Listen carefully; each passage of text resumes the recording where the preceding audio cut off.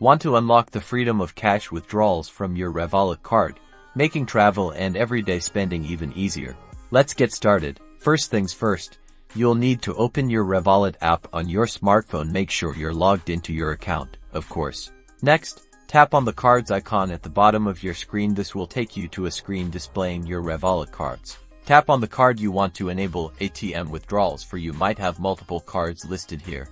Make sure you select the right one. This will bring up the details about your selected card.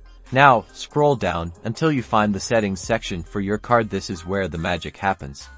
Look for an option related to ATM withdrawals or a similar wording. Excellent. Tap on the ATM withdrawal setting. It likely gives you options to enable and disable the feature. Simply toggle the switch or tap the enable button. Usually, it changes color showing you've successfully changed the setting. Congratulations!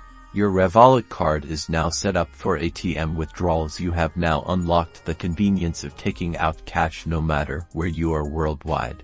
You might want to familiarize yourself with the Revolut withdrawal limits and any associated fees, which you can often find under the fees or help section within the app. Happy spendings and travels.